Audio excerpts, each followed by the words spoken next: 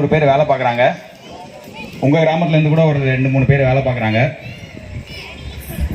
அதில் எனக்கு ஒரு சந்தோஷம் என்னென்னா, நம்ம பகுதி மக்களுக்கு நம்மளால் வேலை வாய்ப்பு உருவாக்க முடிஞ்சால் என்னுடைய படிப்பு அப்போ தான் பூரணம் அடைஞ்சதுன்னு என்னோட எண்ணம். இது ஒன்று. ரெண்டாவது, உங்கள் கிராமத்தில் பார்த்தா எனக்கு கொஞ்சம் பெருமையாக இருக்குது. காரணம், இந்த மாதிரியான ஒரு நிகழ்வு எல்லா கிராமத்தையும் நடக்கிறதில்ல. இது உங்களுக்கு நடக்கிறது சாதாரணமாக ஆகிட்டு இருக்கும். இப்போ 14 வருஷமாக இவங்க நடத்துறதுனால இவங்களெல்லாம் நீங்கள் பார்த்துக்கிட்டு இருக்கீங்க. அதனால உங்களுக்கு என்ன தோணும்னா, இதெல்லாம் எல்லா ஊர்லேயும் நடக்குது போல, நம்ம ஊர்லேயும் இவங்க பண்ணுறாங்க அப்படின்னு நீங்கள் நினைப்பீங்க. எல்லா ஊர்லேயும் நடக்கல. 100 கிராமங்களில் ஒரு கிராமத்தில் தான் இந்த மாதிரியான நிகழ்வுகள்லாம் நடக்குது. இந்த மாதிரியான சிந்தனைகள் உள்ள இளைஞர்கள் இங்கே தான் இருக்காங்க உங்கள் ஊரில். நீங்கள் அவங்கள பெருமைப்படுத்தணும். கண்டிப்பாக இவங்க உங்களுக்கு கிடைச்ச பொக்கிஷம். இவங்களுக்கு எந்த வகையிலையாவது உங்களால் உதவ முடியும்னா கண்டிப்பாக காலத்துக்கும் உங்கள் காலத்துக்கும் பண்ணுங்க. கண்டிப்பாக இவங்க உங்கள் குழந்தைகளை மென்மேலும் பெரிய இடங்களுக்கு கொண்டு போக இவங்க உதவி பண்ணுவாங்க. நான் முறையாக மைக் பிடிச்சது 30 வயசுக்கு மேலே எங்கள் கவர்மெண்ட் ஸ்கூலில் கூப்பிட்டாங்க பேச சொல்லி. நான் போயிட்டு ஒரு பாரதியாரோட பாட்டு, தேடி சோறு நிதம் தின்று பல சின்ன சிறு கதைகள் பேசி மனம்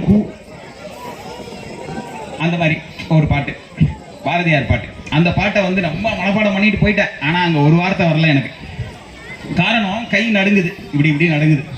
ஆனால் இங்கே பார்த்தீங்கன்னா ஒரு 3 வயசு 5 வயசு குழந்தைங்கள்லாம் மேடை ஏற்றப்பட்டிருக்கிறாங்க.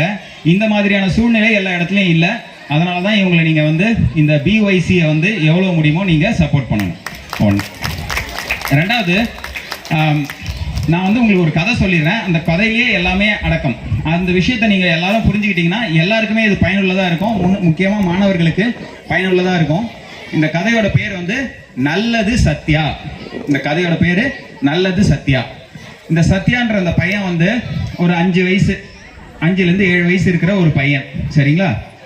இவன் ஒரு கார்பெண்டர் ஃபேமிலியில் பிறந்த ஒரு பையன். அவங்க அப்பா தச்சு வேலை பார்க்குறாரு. டேபிள் மரம் எல்லாம் பண்ணுறாரு, கதவெல்லாம் பண்ணுற அப்பா. அவருடைய பட்டறையில் இவன் இருப்பான், படிக்கிறதுலாம் அங்கே தான் படிப்பான். அவர் என்ன வேலை செய்கிறாருங்களாம் இவன் பார்த்துக்கிட்டு வளர்ந்துக்கிட்டே இருக்கான். ஆனால் திடீர்னு அவனுக்கு 5லேருந்து 7 வயசுக்குள்ளே இருக்கும்போது அவங்க அம்மா தவறிடுறாங்க. அம்மா தவறிட்ட பிற்பாடு இந்த பையன் அவங்க அப்பாவோடையும் பாட்டியோடையும் வளர்ந்துக்கிட்டு இருக்கான். பாட்டி அந்த கார்பெண்டர் அப்பா கிட்ட சொல்கிறாங்க, தம்பி நீ இன்னொரு திருமணம் பண்ணிக்கோ, என்னால் உனக்கு சமைச்சு போட்டு உன் துணியெல்லாம் துவச்சி போட்டு இந்த வேலையெல்லாம் என்னால் பண்ண முடியாது, உன் குழந்தைய வர பார்த்துக்க வேண்டியது இருக்குது, இதெல்லாம் என்னால் முடியாது. அந்த பையன் பேர் தான் சத்யா. 5லேருந்து 7 வயசு சொன்னேன் இல்லையா, 7ன்னே வச்சுக்கலாம் இப்போதைக்கு. பார்த்துக்க முடியாது அப்படின்னு சொல்கிறாங்க. இல்லை என்னால் கல்யாணம் பண்ணிக்க முடியாதுன்னு அந்த கார்பெண்டர் அப்பா சொல்கிறாரு. கேட்குறீங்களா? அந்த பையன் பேர் என்ன? Very good. சரி, இப்போ என்னாச்சு, அந்த அம்மா சொல்கிறாங்க முடியாதுன்னு சொல்லிகிட்டே இருக்காரு. 1-2 வருஷம் போகுது. பார்த்தா அவங்க அப்பாவுமே ஓகே சொல்லிடுறாரு. அவங்க சொந்தக்கார பொண்ணோடு தரேன்னு சொல்லிட்டாங்களாமா. அதனால இவர் 2வது திருமணமாக அந்த பொண்ணை திருமணம் பண்ணிக்கிட்டு இவருக்கு சித்தி வந்துட்டாங்க. சத்யாவுக்கு சித்தி வீட்டுக்கு வந்தவுடனே கொஞ்ச நாளைக்கு எல்லாம் நல்லா தான் போகுது. இவனுக்கு ஒரு 9 வயசு ஆகும்போது சித்தி என்ன பண்ணுறாங்க, அதீதமாக அவனை வேலை வாங்குறாங்க. போய் ஒரு 10 குடம் தண்ணி எடுத்துட்டு வா, கடைக்கு போயிட்டு வா, இது எதோ சொல்கிறாங்க. ஆனால் அவனுக்கு படிக்கிறதுக்கோ இதுக்கோ இன்ட்ரெஸ்ட் இல்லை. அந்த மாதிரியான ஒரு சூழலில் இருக்கான். சைட் பை சைடு இந்த கார்பெண்டர் இதுக்கு போகிறான் இல்லையா, அங்கே போய் உட்காந்து படிக்கிறது, அவங்க அப்பாவுக்கு உதவி செய்கிறது, இதெல்லாம் பண்ணிக்கிட்டே இருக்கான். அவனுக்கு ரொம்ப மன உளைச்சல் ஆகிடுது. அப்பா கிட்ட போய் சொல்கிறான், பாட்டி கிட்ட போய் சொல்கிறான், இந்த மாதிரி என்னை சித்தியெல்லாம் சரியாக ட்ரீட் பண்ணுறது இல்லை, அதிகமாக வேலை வாங்குறாங்க, என்னால் முடியவே இல்லை, உடம்பெல்லாம் வலிக்குது, என்னால் படிக்க முடியல அப்படின்லாம் சொல்கிறான். ஆனால் அவங்களாம் எதுவும் கண்டுக்கல, அவங்களுக்கும் வேறு வழி இல்லை. அதனால சரிப்பா அட்ஜஸ்ட் பண்ணிக்கோன்னு சொல்லி அவன் 2 வருஷம் அட்ஜஸ்ட் பண்ணுறான். அதுக்கப்புறம் அவனால் முடியல. அவன் என்ன பண்ணுறான், உடனே ஒரு நாள் கிளம்பி வீட்டை விட்டு போயிடுறான். கவனிக்கிறீங்களா?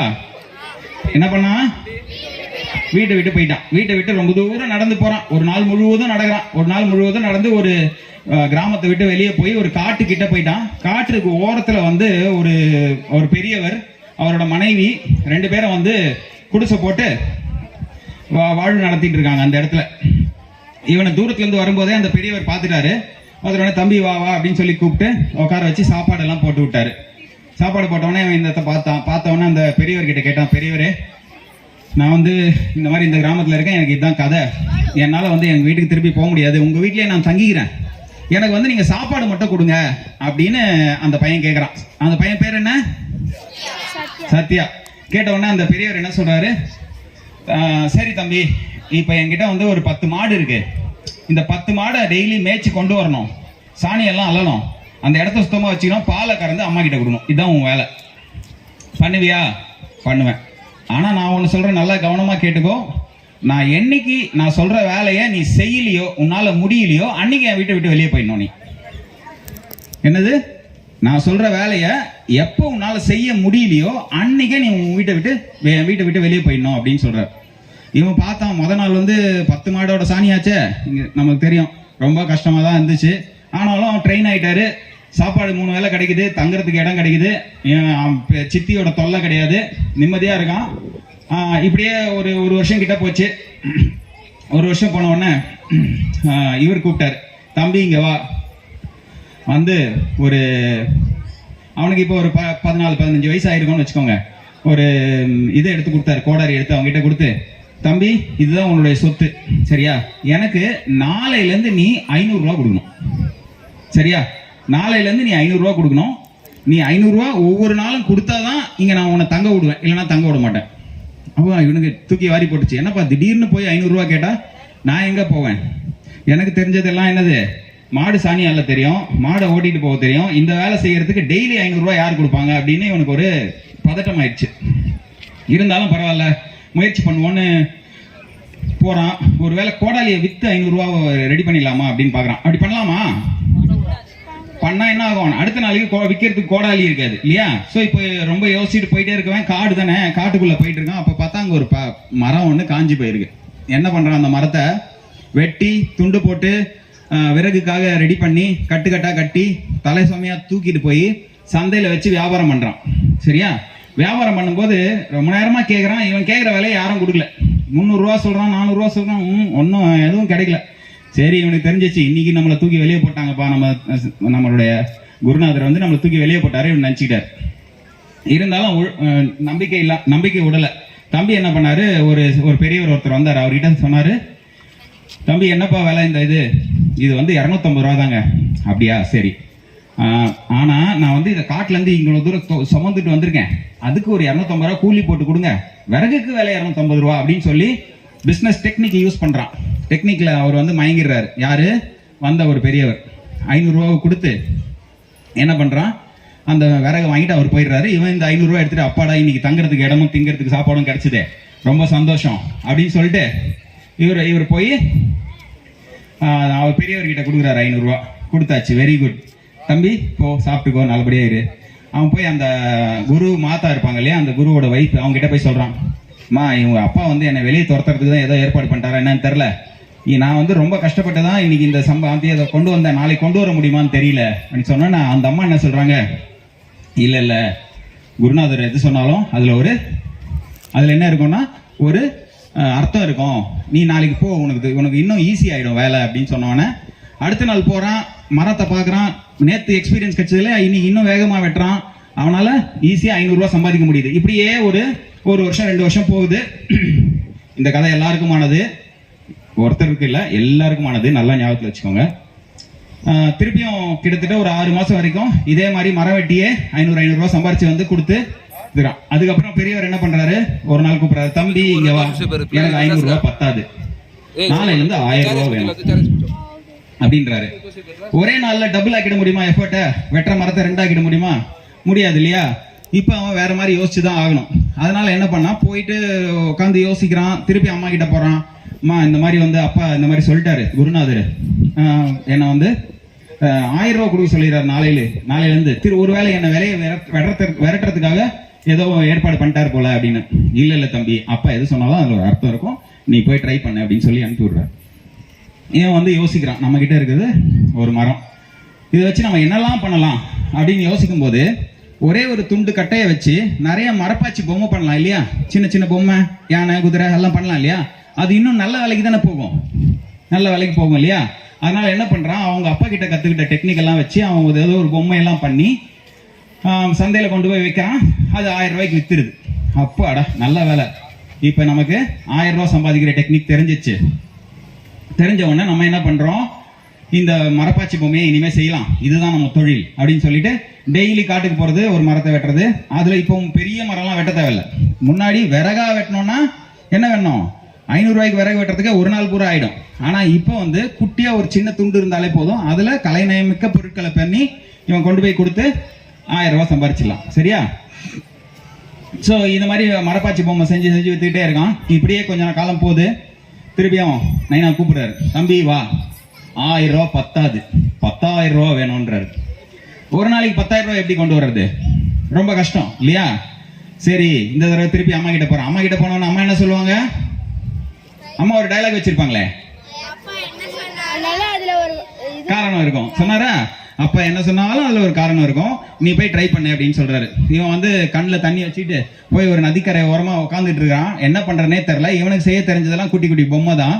ஆனா காத்துல ஒரு பேப்பர் பறந்து வருது. அந்த பேப்பர்ல பார்த்தா இங்க குழந்தைங்கலாம் ஆடினாங்க இல்லையா, அந்த மாதிரி அழகான ஒரு குழந்தையோட ஒரு படம். குழந்தைன்னா ஒரு குமரியோட படம். சரிங்களா? ஒரு திருமணம் வயது இருக்கிற ஒரு பெண்ணோட படம். அந்த படத்தை பார்த்த உடனே இவனுக்கு என்ன பண்றதுன்னு தெரியல, எடுத்து வச்சு பார்த்துக்கிட்டே இருக்கிறான். அந்த நேரம் அந்த பக்கம் வந்து ஒரு ராஜகுமாரன் வரான் குதிரையில வந்து இறங்கி, நீங்க யாரு? இந்த படம் என்னுடையது, நான் கல்யாணம் பண்ணிக்க போற பொண்ணு, அதனால இதை என்கிட்ட கொடுத்துருங்க அப்படின்னு சொன்னான். சரிங்க ஐயா, நீங்க வச்சுக்கோங்க. ஆனா இந்த பெண்ணை நான் வந்து ஒரு சிலையா வடிச்சு தரவா மரத்திலேயே அப்படின்னு கேக்குறான். உன்னால அது பண்ண முடியுமா? கண்டிப்பா பண்றேன், ஆள் உயரத்துக்கே பண்றேன். அந்த பெண் எவ்வளவு ஹைட்டா இருப்பாரோ அதே ஹைட்டுக்கு அதே மாதிரி உருவத்துல நான் அழகா செஞ்சு தரேன்.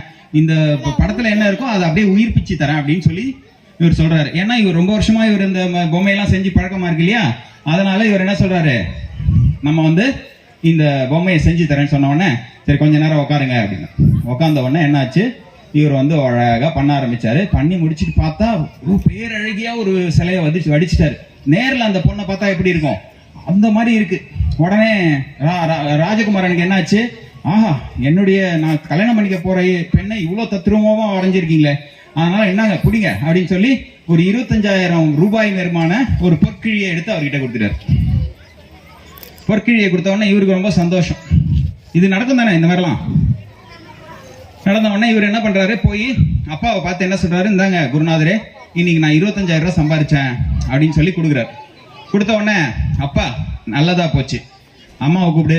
அம்மாவை கூப்பிடுற. அம்மா வராங்க. வந்த உடனே நான் உங்ககிட்ட ஒன்று கொடுத்து வச்சேன்ல, அதை போய் எடுத்துட்டு வா அப்படின்றாரு. அம்மா என்ன எடுத்துட்டு வராங்க தெரியுமா? இவர் 500 ரூபாய் சம்பாரிச்சு கொடுத்தாரா பல வருடங்களா, அப்புறம் 1000 ரூபாய் சம்பாரிச்சு கொடுத்தாரா பல வருடங்களா, இப்ப இந்த 25,000 ரூபாய் எல்லாத்தையும் சேர்த்து ஒரு முடிச்சியா போட்டு லட்சக்கணக்கான ரூபாய் இருக்குது அதுல. இதை கொடுத்து, தம்பி இப்ப நீ வந்து உன் வீட்டுக்கு போ, இப்ப நீ எந்த வீட்டுல இருந்து வந்தியோ அந்த வீட்டுக்கு நீ இன்னைக்கு போ, இன்னைக்கு உனக்கு கிடைக்கிற மரியாதை என்னன்னு நீ பாரு அப்படின்னு சொல்லி அனுப்பிச்சு வைக்கிறாரு.